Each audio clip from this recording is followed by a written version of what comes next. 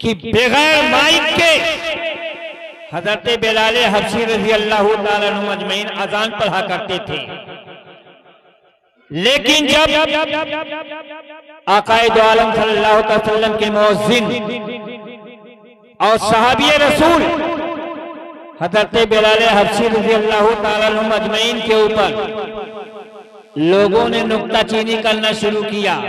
हर जमाने में नुक्ताचीनियां होती रहती हैं, है ना। सहाबा के ऊपर किया, नबियों के ऊपर किया, हमारी आपके क्या बिसात है। लेकिन कहने वालों ने ये कहना शुरू कर दिया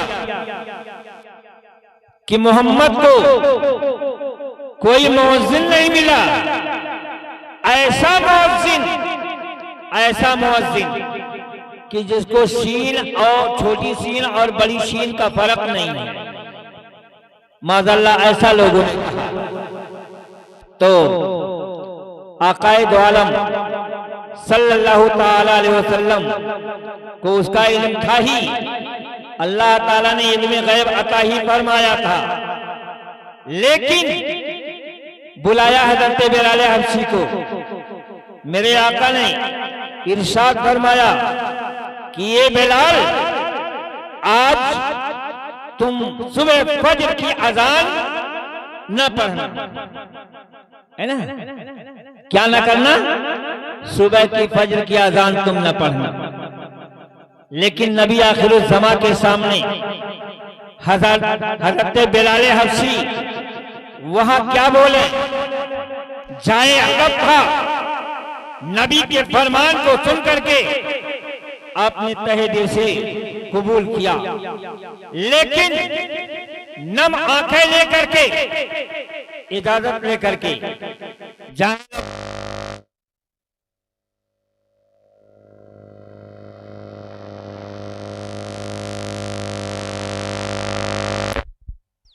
पूरी रात आप रोते रहे। एक आदमी इसको पटकने के लिए चाहिए, एक आदमी बोलने के लिए चाहिए। नहीं वो ठीक है, वो मैं समझ गया। वो कितना भी बहाने बनाए जाएं, लेकिन हक वही है जो स्टेज पर है। बहरहाल कोई बात नहीं है। तो मेरे कहने का मतलब, हज़रत बिलाल हबशी वहां से आए और पूरी रात इस गम में आप डूबे रहे और रोते रहे कि आखिर क्या वजह है कि आज मेरे आका सल्लल्लाहु अलैहि वसल्लम ने मुझे नमाज पढ़ने से रोक दिया। लेकिन उस रोने का असर ये हुआ कि हज़रत बिलाल हबशी रज़ी अल्लाह ताला अन्हु अजमईन सहाबी रसूल हैं, आकाए दो आलम सल्लल्लाहु अलैहि वसल्लम के मुअज्जिन खास हैं। अजान के लिए आपको रोक लगा दी गई, लेकिन उधर अजान की रोक लगाई गई और है ना, सुबह होने से रोक लग गई। तो कहने का मतलब ये हुआ कि अजान के लिए रोक लग गई, उधर सुबह के लिए रोक लग गई और लोग सो करके एक नींद, दो नींद, तीन नींद सो लिए, लेकिन सोते रहे पूरी रात सो करके, यहाँ तक कि उकता गए, आजिज आ गए। और जब टाइम ज्यादा हो गया, सारे लोग आकर के मुस्तफा जाने आलम सल्लल्लाहु ताला अलैहि वसल्लम की बारगाह में आकर के अर्ज करने लगे, या रसूलुल्लाह सल्लल्लाहु ताला अलैहि वसल्लम, क्या कयामत करीब है, कयामत आ चुकी है? तो आकाए दो आलम सल्लल्लाहु ताला अलैहि वसल्लम ने इरशाद फरमाया कि नहीं, कयामत की बात नहीं है। जब तक मेरा बिलाल अज़ान न पढ़ेगा तब तक सुबह नमूदार नहीं होगी। जब तक मेरा बिलाल अज़ान न पढ़ेगा तब तक सुबह नमूदार नहीं होगी। लिहाजा दोस्तों, माइक के लिए काफी देर से लोग परेशान थे, वो बगैर माइक के अज़ान थी, और आज माइक के जरिए आज तबलीग इस्लाम किया जाता है। पूरे रात जलसे होते हैं, पूरे रात जुलूस होते हैं, लेकिन सुबह को देखा जाए नमाज़े फज्र में नमाजी जो रहते हैं वो भी कम हो जाते हैं, है ना। ये माइक का असर, ये माइक का असर है कि इससे बेहतर माइक के पीछे ज्यादा ना पड़ो, बल्कि उस जमाने को याद करो कि बगैर माइक के अज़ान हो रही थी, उसमें वक़्त था कि अगर अजान बिलाल न पढ़े तो सुबह नमूदार न हो। और आज हम माइक के जरिए सब कुछ कर रहे हैं, लेकिन आज वो असर नहीं पाया जा रहा है। झूम करके दुरूद पाक पढ़ लीजिए। अल्लाहुम्मा सल्ली अला सय्यदना मौलाना मुहम्मदिन बारिक वसल्लम सलातुन व सलामन अलैका या रसूलल्लाह सल्लल्लाहु तआला अलैहि वसल्लम। अब आप हजरत चंद शेर समाज फरमा लें, है ना। मैंने वादा यही किया है कि जब तक जितना आप चाहेंगे उतना ही प्रोग्राम हम चलाएंगे, है ना। आपको घबराने की कोई जरूरत नहीं है। तो चंद शेर मुलाजा फरमाए। तसव्वुर में मेरे अक्सर ओ लम्हा आता जाता है, तसव्वुर में मेरे अक्सर ओ लम्हा आता जाता है, तसव्वुर में मेरे अक्सर ओ लम्हा आता जाता है, हमेशा दिल मेरा शहरे मदीना आता जाता है, हमेशा दिल मेरा शहरे मदीना आता जाता है, तसव्वुर में मेरे अक्सर ओ लम्हा आता जाता है। अवैसे करनी ज़ाहिर में नहीं मिल पाए आका से, अवैसे करनी ज़ाहिर में नहीं मिल पाए आका से, अवैसे करनी ज़ाहिर में नहीं मिल पाए आका से, तसव्वुर में मगर नूरानी चेहरा आता जाता है, तसव्वुर में मगर नूरानी चेहरा आता जाता है। मेरे सरकार का कितना मुक़द्दस घर है देखो, मेरे सरकार का कितना मुक़द्दस घर है ये देखो, मेरे सरकार का कितना मुक़द्दस घर है ये देखो, इजाजत लेकर ही अंदर फरिश्ता आता जाता है, इजाजत लेकर ही अंदर फरिश्ता आता जाता है। और आज का माहौल क्या है जानते हो?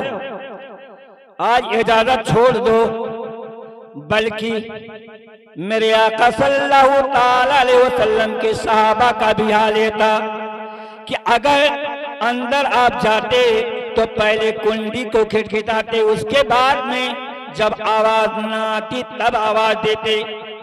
और आकाए दो आलम सल्लल्लाहु ताला अलैहि वसल्लम का हाल भी यही रहा कि जहां आप तशरीफ ले जाते, चाहे अपना घर ही की ना हो, बल्कि पहले कुंडी को खिटखिटाते, उसके बाद ही में जो है आप आवाज देते।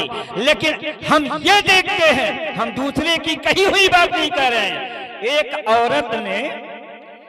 औरत ने आज मुझे दोपहर में मैं आराम कर रहा था, बेतहाशा आकर के पहुंची और उसने आओ न ताओ मेरे दरवाजे को खोला और इस तरह मुझको आवाज दिया कि मैं चौंक गया, है ना, मैं चौंक गया। लेकिन उठने के बाद इतना मैंने उसको हड़काया कि दोबारा शायद मुझको आवाज न दी, है ना, आवाज न दी, है ना।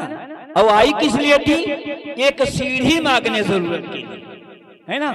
ये भी कोई बेदार करने का तरीका है? ये भी कोई बेदार करने का तरीका है। इस तरीके से अगर आवाज दिया जाए तो उसका हाल ये होगा, मारने न लगे। तो मेरे कहने का मतलब ये है, हेलो कहां तक हेलो हेलो हम करेंगे, है ना। लिहाजा पूरी रात हेलो हेलो करेंगे, तकरीर क्या होगी। तो कहने का मतलब कि आप सभी आवाज से हम गुजारिश यही कर रहे हैं कि इस शेर के ऊपर आप गौर कीजिएगा। कहीं जाने से पहले कुंडी को खिटखिटाया जाए, उसके बाद में आवाज दिया जाए। ऐसी आवाज न दिया जाए कि बेदार होने वाला खफा हो जाए, है ना।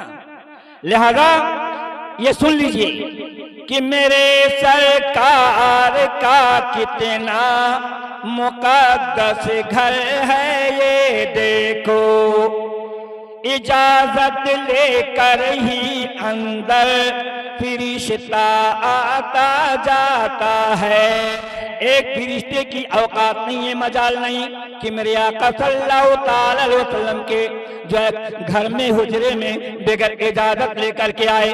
और मेरे आका ने मना भी फरमाया है कि बगैर इजाजत के और बगैर आगाह किए किसी के घर के अंदर दाखिल न होया जाए, है ना, नहीं होना चाहिए। दुरूद पाक जो पढ़ते हैं आका पर मोहब्बत से, है ना। जब हम लोग दुरूद पढ़ने के लिए कहते हैं तो कुछ लोग ये सोचते हैं कि कुछ नहीं, कुछ दाल में काला है ना। तो फिर अपने में बात करते हैं। मौलाना लोग जब भूल जाते हैं तो बीच में दुरूद पढ़वाने लगते हैं, है ना। हालांकि ऐसा कुछ नहीं, लेकिन ठीक है, अगर आपका अकीदा यही हो तो ये भी बेहतर है। कम से कम दुरूद पाक के फजाइल तो आप याद कर रहे हैं कि अगर भूला हुआ शख्स दुरूद पाक को पढ़ ले, याद आ जाए, इससे बड़ी बात क्या है, इससे अच्छाई क्या है। दुरूद पाक जो पढ़ते हैं आका पर मोहब्बत से, दुरूद पाक जो पढ़ते हैं आका पर मोहब्बत से, तो उनके घर में रहमत का खजीना आता जाता है। और मुअक्किल हर घड़ी उनकी हिफाजत करने लगते हैं। मुअक्किल हर घड़ी उनकी हिफाजत करने लगते हैं। मुअक्किल हर घड़ी उनकी हिफाजत करने लगते हैं।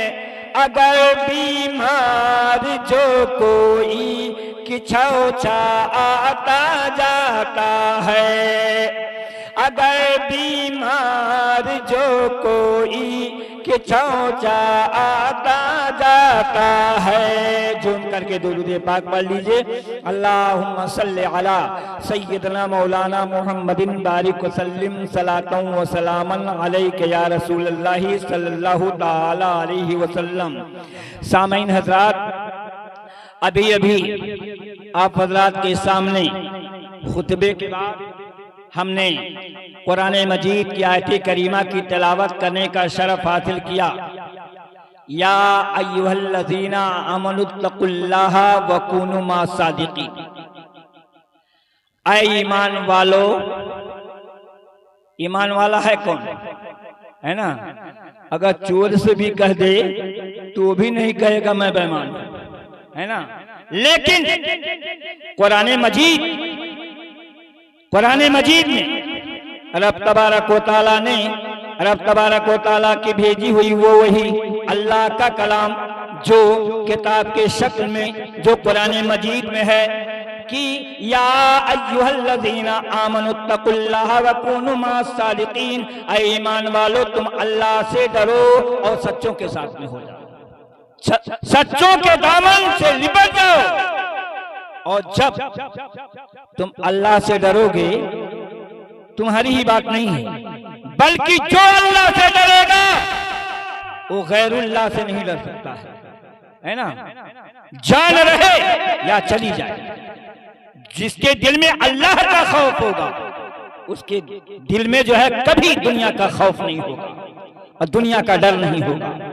और जिसके दिल में अगर खौफे खुदा नहीं है तो जान लो उससे कोई नहीं डरेगा, वो सबसे डरेगा, वो सबसे डरेगा। आज हुजूर पीराने पीर आलम के दस्तगीर रज़ियल्लाहु ताला अन्हु अजमईन की नामे पाक की ये महफिल सिर्फ कंजी बाग ही में नहीं मनाई जा रही है, बल्कि दुनिया के कोने कोने में, दुनिया के गोशे गोशे में महफिलें सज रही हैं और सजाई जा रही हैं और इंशाअल्लाह क़यामत तक सजाई जाएंगी। जैसे कभी कभी हम लोग सांस लेते हैं ऐसे ही मई को सांस लेता है ना, ये भी थक जाता है बेचारा, कोई बात नहीं, इसका कोई शिकवा नहीं है ना। तो या अय्युहल्लज़ीना आमनुत्तकुल्लाह व कूनू मअस-सादिकीन, ऐ ईमान वालों अल्लाह से डरो, सच्चों के दामन को थामो, सच्चों से लिपट जाओ, यही तुम्हारी कामयाबी है। लिहाजा दोस्तों आप लोग आज इस महफिल पाक में जो हाजिर हुए हैं, क्यों हाजिर हुए हैं? इसलिए कि सरकारे गौसे पाक की महफिल है और चाहे तुम मसरूर होकर के भले ना हो, लेकिन दिल एकदम बेकरार होता है, लोग मजबूर होकर के हाजिर होते हैं और सरकारे गौसे पाक की महफिल को जो सजाते हैं और इंशाअल्लाह क़यामत तक सजाते रहेंगे। हमारी यही दुआ है कि अल्लाह ताला सबको सरकारे गौसे पाक रज़ियल्लाहु ताला अन्हु अजमईन की यादों को कायम व दायम रख करके और सबको उनकी महफिलें सजा करके अल्लाह ताला सबको फैज़ व बरकत हासिल करने की तौफीक अता फरमा। तो दोस्तों इस सरकारे गौसे पाक रज़ियल्लाहु ताला अन्हु अजमईन की महफिल है, इसलिए कि आज हम यही देखते हैं कि लोग जो है लोग सब कुछ करते हैं, माँ बाप दुनिया में रहते हैं और माँ बाप ने जो है जन्म दिया, हमारी परवरिश किया, सब कुछ किया, हमको यहाँ तक पहुँचाया, लेकिन जो है उनके जाने के बाद दुनिया से यानी बहुत कम लोग ऐसे हुआ करते हैं कि जो माँ बाप की कब्रों पे बराबर फातिहा पढ़ने जाएं, बस चंद दिनों के लिए लोग जाकर के हाजिरी देते हैं, कहते हैं अरे चल करके घूम आया जाए, नहीं कम से कम इतना तो वहां से घूम आया जाए कि कफन में दाग लग जाए, वरना तो पूरी दुनिया वाले हमें ताना देंगे, दुनिया वाले हमें ताना देंगे। लिहाजा ताना से बचने के लिए शायद जा रहे हों, लेकिन जाना चाहिए। माँ बाप की कब्रों की ज़ियारत करना वो इबादत है। लिहाजा लेकिन माँ बाप जिन्होंने हमें जन्म दिया, हमारी परवरिश किया और हमारे लिए जो है तमाम जो है मशक्कतें झेल करके हमको यहाँ तक पहुँचाया है, उनकी कब्र पे फातिहा के लिए नहीं जाते हैं। आखिर आज जो है सुल्तानुल औलिया हज़रत गौसे पाक रज़ियल्लाहु ताला अन्हु अजमईन की महफिलों को सजाते हैं और क्यों जाते हैं जानते हो? इसलिए नहीं, सिर्फ गोश्त खाने के लिए नहीं, अल्लाह का फज़ल है इस जमाने में अब जो है उसकी कोई कैद नहीं है।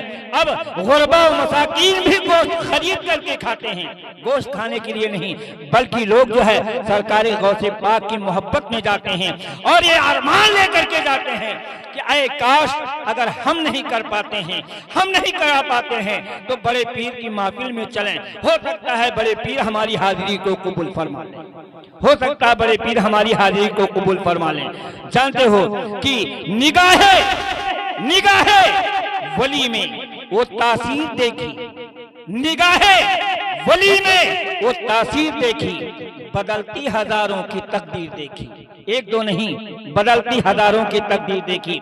हुजूर बड़े पीर आलम के दस्तगीर रज़ियल्लाहु ताला अन्हु अजमईन का आलम ये था कि अगर चोर के ऊपर निगाहे रहमत उठ जाए तो वक्त का कुतुब अब्दाल हो जाए, और अगर किसी के ऊपर सरकारे गौसे पाक अगर निगाहे गजब उठ जाए, निगाहे रहमत उठ जाए तो वो कुतुब अब्दाल हो जाए, लेकिन निगाहे गजब उठ जाए तो वो उसका सर कत्ल हो जाए, है ना, कत्ल हो जाए।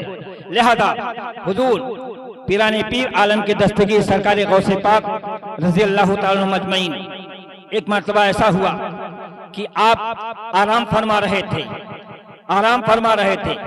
रात भर वो आराम क्या अरे अल्लाह के जो नेक बंदे होते हैं रात दिन उनके लिए बराबर होते हैं। हमारे देखने में तो ही नजर आता है कि उल्टी ही चाल चलते हैं दीवानगाने इश्क, आंखों को बंद करते हैं दीदार के लिए। हम तो देख रहे हैं कि वो सो रहे हैं, लेकिन उनका सोना ये हमारी सोच है, बल्कि वो सोते हैं तहत्तुस सरा से लेकर के वो लामकान तक की खबर रखते हैं। लिहाजा आप आराम फरमा रहे थे और सुबह की अजान हो गई। अजान के बाद ये हुआ कि जो है नमाजी हजरात मस्जिद में आ गए। तो जानते हो नए नए नमाजी फुलौरी की तस्बीह, एक कहावत है ना, नए नए नमाजी जो होते हैं वो फुलौरी की तस्बीह बनाते हैं। अगर नए नमाजी जो बन करके जाते हैं तो उनका निशाना सबसे पहले इमाम ही के ऊपर होता है। हाँ, सबसे पहले इस जमाने के मुक्तदियों का हाल यह है कि अगर वो पूरी जिंदगी अय्याशी में, मक्कारी में और वो दलाली में उन्होंने गुजार दिया, लेकिन जब उम्र ढलने लगी, अगर वो नमाज पढ़ने की शुरुआत की तो सबसे पहला निशाना उनका दुश्मन इमाम ही है ना, इमाम ही होता है। सारे आरोप इमाम ही के ऊपर होते हैं। लेकिन ऐसा ही हुआ कि जो है जा करके सारे नमाजी अजान को सुन करके आए, लेकिन वहाँ सरकार गौसे पाक के ऊपर जो है उनकी मजाल क्या थी कि वो निशाना बनाए, खुद निशाना बन जाएंगे। ये आम इमामों की बात मैंने किया है।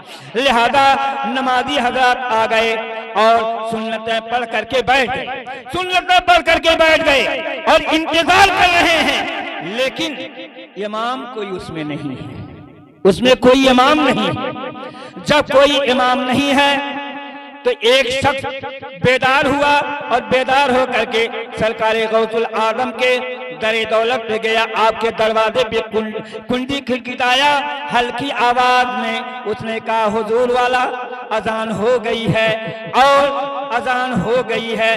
कहा ठीक है चलो, और यहाँ तक कि वो चला आया। फिर दूसरा शख्स गया, कहा हुजूर वाला अजान हो गई है, जमात का वक्त हो गया है। तो सरकार बड़े पीर ने फरमाया जब जमात का वक्त हो गया है तो जमात कायम करके नमाज पढ़ो।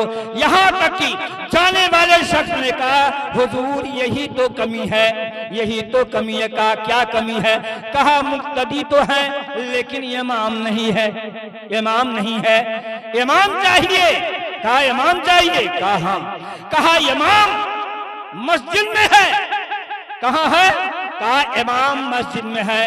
कहा जब इमाम मस्जिद में है तो हम लोग तो देख रहे हैं कि कोई नजर नहीं आ रहा है।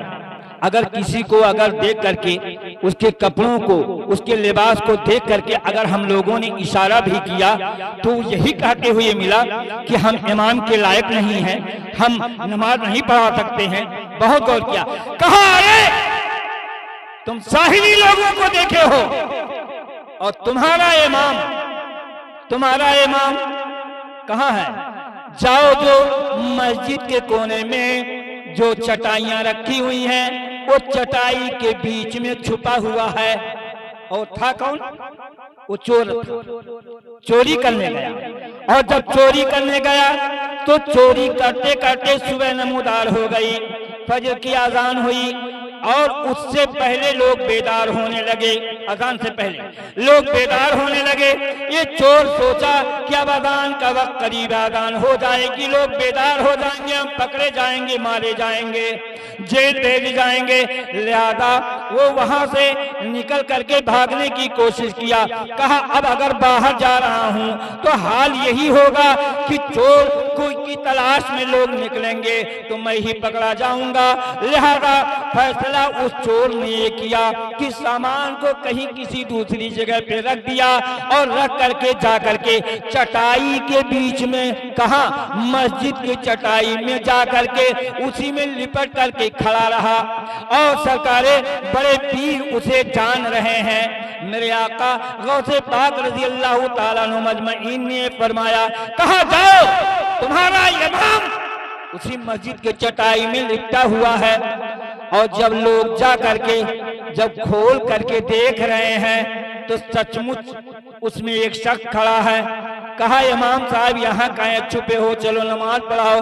कहा मैं इमाम नहीं हूँ, इमाम नहीं हूं। कहा फिर क्या हो? कहा मैं मुक्तदी हूं। कहा मुक्तदी रहे होगे, लेकिन आज तुम मेरे इमाम ही हो, इसलिए।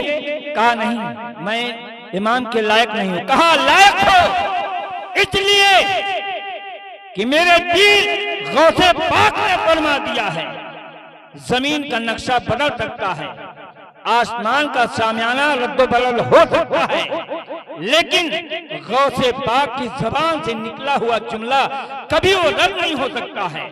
लिहाजा मुझे इमाम मेरे लिए मुंतखब किया सरकार गौसे पाक ने। लिहाजा जब सरकार बड़े पीर का नाम सुना, सुनने के बाद तो वो शख्स कांपता हुआ कहा जब बड़े पीर ने कह दिया है तो अब मामला वही होगा।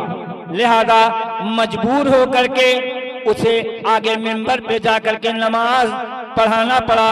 तो देखा आपने सरकार गौसे पाक की निगाह रहमत दी, नजर पड़ गई। सिर्फ क्या उसने चोरी और डकैती किया, लेकिन जब भागता हुआ वो आ रहा था मस्जिद में तो सरकार गौसे पाक की नजर रहमत पड़ गई थी, है ना, पड़ गई थी कि जो जा रहा है चोरी यही है, लेकिन इसने अल्लाह के घर को, मस्जिद को वसीला बना लिया है। लिहाजा इसके संभलने का, सुधरने का यही वक्त है। लिहाजा सरकार गौसे पाक ने करम फरमा दिया और वो इमाम ही नहीं बल्कि वक्त का कुतुब हो गया, वक्त का अब्दाल हो गया।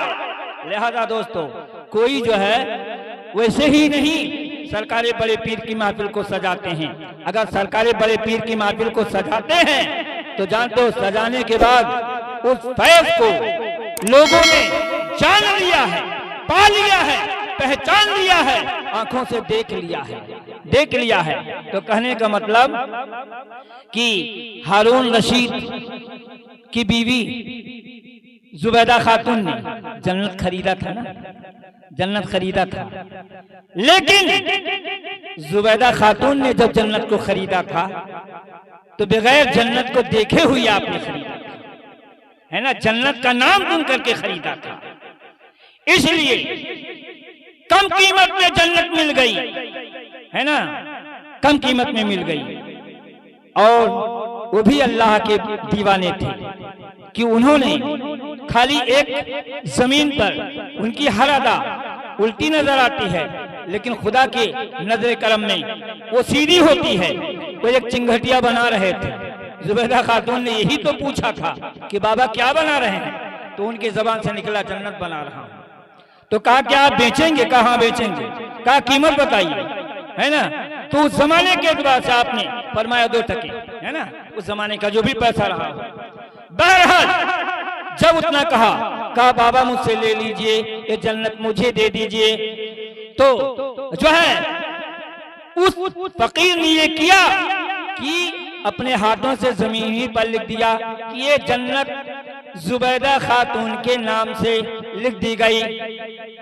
तो जुबैदा खातून ने बगैर जन्नत को देखे, बगैर ख्वाब देखे हुए खरीदा था, कम कीमत में खरीदा।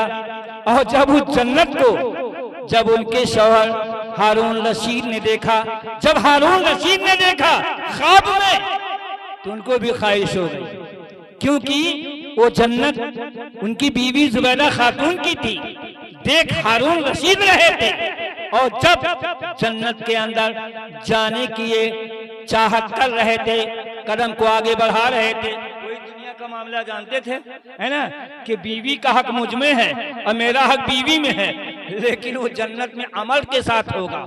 लिहाजा हाल ये हुआ कि जब अंदर जाना चाहते थे तो अंदर जाने की इजाजत नहीं, हर जगह से यही उनको आवाज मिलती थी कि ये जुबैदा खातून की जन्नत है।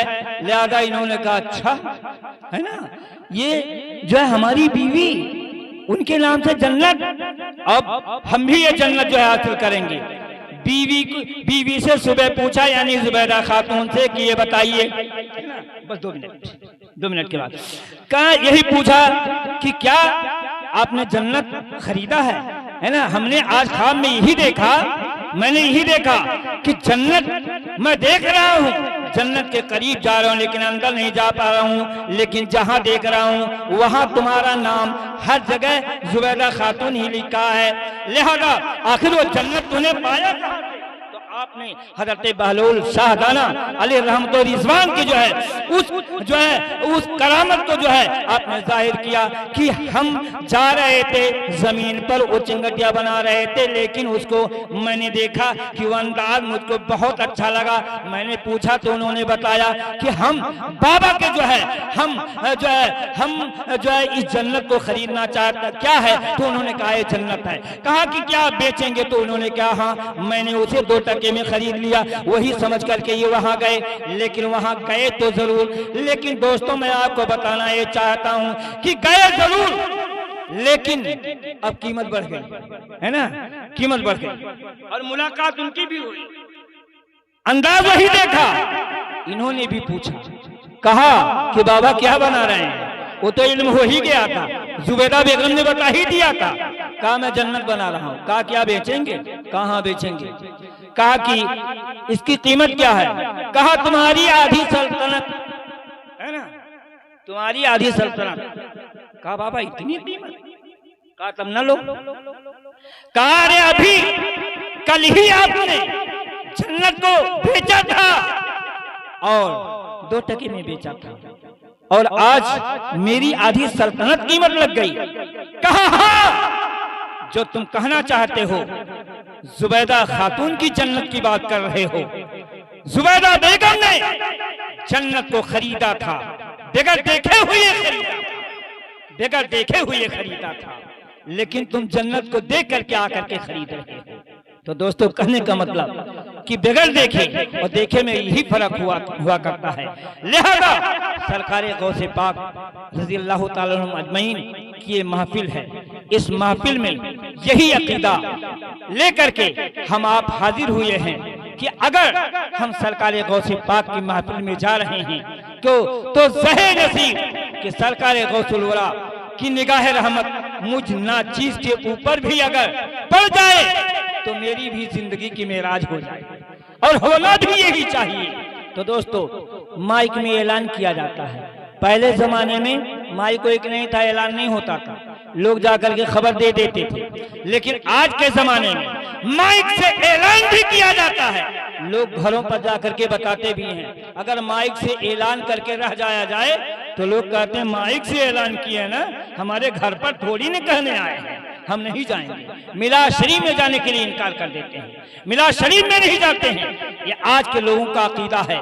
लिहाजा ऐसे अकीदा, ऐसे अकायद नहीं रखना चाहिए, बल्कि ये समझ लो कि जो है दुनिया के सारे रिश्ते को दीवाना तोड़कर, दुनिया के सारे रिश्ते को दीवाना तोड़कर बज़्मे रसूल पाक में आता है दौड़कर। तो दोस्तों कहने का मतलब सारे रिश्तों को छोड़ करके जहां अल्लाह और अल्लाह के रसूल और अल्लाह के नेक बंदों की महफिलें सजाई जाएं तो वहां हर काम को छोड़ करके उसमें शिरकत करना चाहिए, और शिरकत करने वाला बड़ा ही खुशनसीब होता है। लिहाजा दोस्तों वैसे फहरिस्त तो बड़ी लंबी हो गई थी, लेकिन उससे पहले ये हुआ कि अभी जो है मैं भी तकरीर नहीं कर पाया, लेकिन शीरनी आ गई। वैसे शीरनी लाने वाले का कसूर नहीं, अब प्रोग्राम खत्म ही होगा, रुकिए, इशारा नहीं।